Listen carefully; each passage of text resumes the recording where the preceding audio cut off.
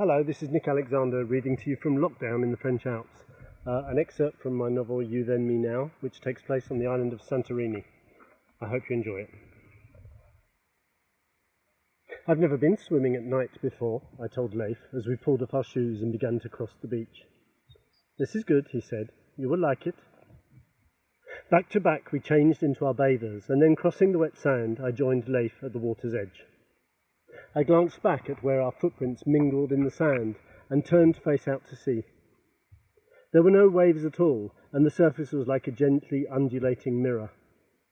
It looked viscous, as if it was made of something much thicker than water, and because of the reflection of the strange sky, it crossed my mind for an instant that it looked like it was made of honey.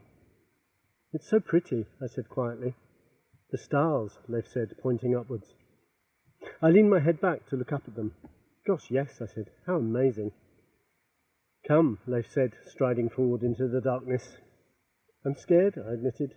I'm scared there are monsters in there. Leif laughed heartily. No monsters, he said. Only fish. Fish that bite? No, but they might give your toes a bit of a suck, he said. He reached back for my hand and I let him take it, and slowly we edged our way in. The sea was warm, and because the day was now cooling, it felt even warmer than the air. Thinking that I was still scared, Leif tugged at my hand again, urging me to go deeper. But in truth, I was just mesmerised by the ripples emanating out from my knees and the way they reflected the night sky. Wait, I said. I'll be in a minute. I just want a moment to look. Sure. Leif let himself fall to one side and slip beneath the surface of the water. I waited motionless until he had swum away, until the sea had returned to its undulating smoothness.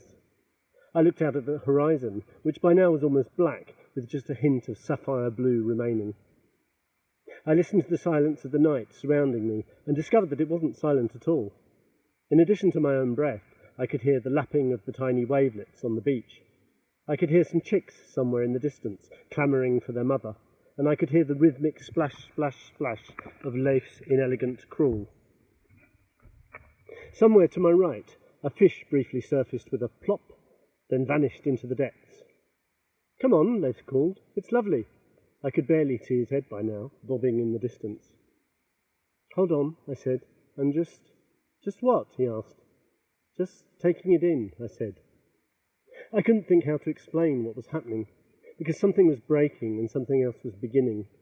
I felt as vulnerable beneath the night sky as those chicks alone in their nest, but also there were stirrings of something like optimism deep within me, perhaps for the first time in my life.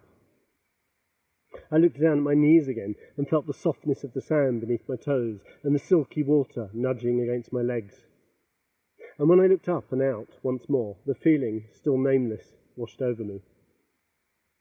It was as if I had been living in my head ever since I was born, as if I had been this little person sitting in a control seat, looking out at my life rather than actually inhabiting my body. I had been experiencing my life as a series of thoughts and fears and expectations. I'd been worrying about my mother and sin and my career and paying bills and Connor and my passport. The list went on and on.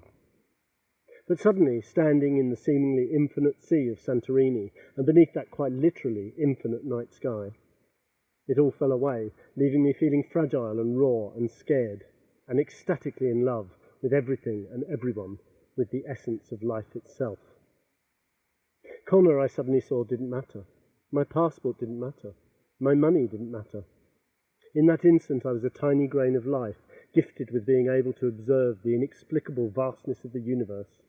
And the only thing that mattered was the excruciating beauty of being there to experience it all. So, I hope you like that. Stay indoors, stay safe, and I'll see you all once all this is over. Bye-bye.